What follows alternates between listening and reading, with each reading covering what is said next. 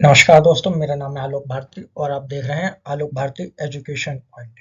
इस वीडियो में हम कवर करेंगे कैश फ्लो इनडायरेक्ट मेथड से, जिसमें आता है cash calculation of cash flow from investing activity, calculation of cash flow from financing activity and cash flow calculation of cash flow from operating activity and last calculation of net profit before tax and extra ordinary items.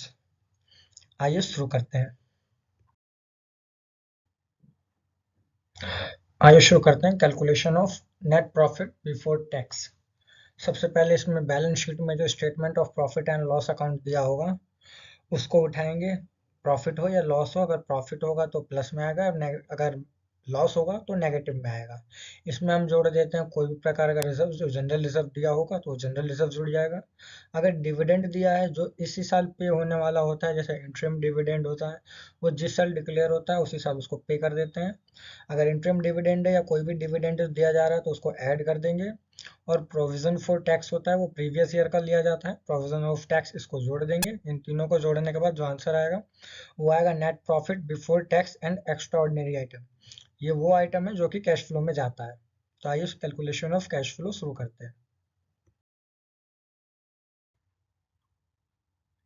आइए शुरू करते हैं cash flow from operating activity. इसमें सबसे पहले लिया जाता है net profit before tax and extra ordinary item. जो हमने पीछे कैलकुलेट किया उस आइटम को लिखेंगे और उसमें जो भी हमारे नॉन कैश एक्सपेंसेस या नॉन ऑपरेटिंग एक्सपेंसेस होते हैं उन्हें जोड़ देंगे, और जो भी नॉन कैश और नॉन ऑपरेटिंग इनकम्स होती है उन्हें माइनस कर देंगे। नॉन कैश एक्सपेंसेस और नॉन ऑपरेटिंग एक्सपेंसेस जैसे depreciation, preliminary expenses, discount on issue of shares and debenture write-off, interest on borrowing and debentures, loss on sale of fixed assets, और या फिर premium payable on redemption of preference share debenture and buyback of equity shares.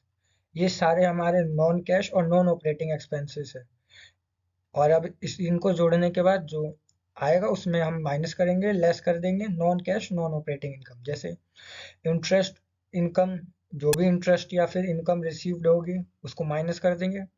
Dividend received होगा उसको minus कर देंगे, या जो भी हमारी इनकम रिसीव्ड होगी रेंटल इनकम उसको माइनस कर देंगे, जो profit on sale of fixed assets होगा उसको माइनस कर देंगे। नॉन कैश और नॉन ऑपरेटिंग इनकम माइनस करने के बाद जो आएगा वो होगा operating profit before working capital changes.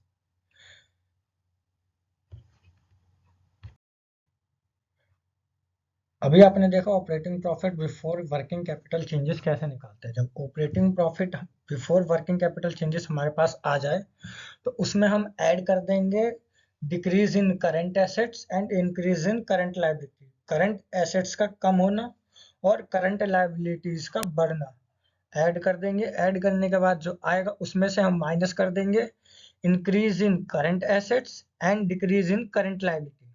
Current liabilities का कम होना एंड करंट लायबिलिटीज का कम होना एंड करंट एसेट्स का बढ़ना, इसको हम माइनस कर देंगे। इसको माइनस कर देंगे, एग्जांपल के लिए देख लेते हैं। Current assets decrease, current assets decrease जैसे कि decrease in stocks, decrease in debtors and bill receivable, decrease in prepaid expenses, decrease in commission payable, या फिर करंट एसेट्स का बढ़ना जैसे कि increase in creditor for goods and bills payable, increase in creditors, या फिर increase in commission received in advance, या फिर increase in provision for doubtful debts and discount. ये होते हैं हमारे करंट लायबिलिटीज।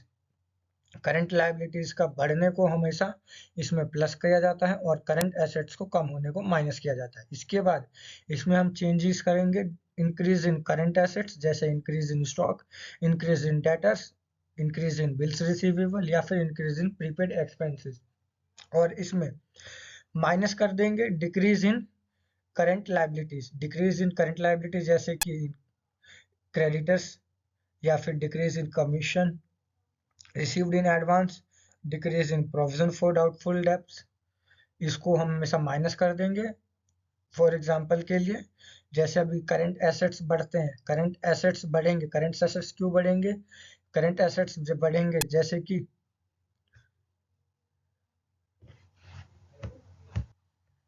करेंट एसेट्स बढ़ेंगे क्योंकि जैसे कि डेटर्स क्यों बढ़ेंगे, क्योंकि आप उनका पेमेंट नहीं करें तो आपके पास कैश है, कैश आ रहा है तो कैश आपके पास आ रहा है बिजनेस में जब कैश आ रहा है तो उसको प्लस कर देंगे। ठीक इसका उल्टा डेटर्स कम क्यों होंगे, क्योंकि आप उनकी पेमेंट कर रहे हैं तो कैश आपके पास से जा रहा है, कैश जा रहा है तो माइनस कर देंगे। अब क्रेडिटर देखते हैं, डिक्रीज इन क्रेडिटर्स आपके पास कम क्यों होंगे, क्रेडिटर्स कम होंगे क्योंकि आप उनकी पेमेंट कर रहे हैं, और जब आप उनकी पेमेंट करेंगे तो आपके पास से कैश जा रहा है तो ठीक है माइनस करेंगे। ठीक इसका उल्टा क्रेडिटर्स इंक्रीज करेंगे, क्रेडिटर इंक्रीज क्यों करेंगे, क्योंकि आप उनकी पेमेंट नहीं दे रहे, पेमेंट नहीं देंगे तो आपके पास से कैश नहीं जा रहा है, कैश नहीं जा रहा है तो कैश बढ़ रहा है, जब कैश बढ़ रहा है तो उसको प्लस कर देंगे।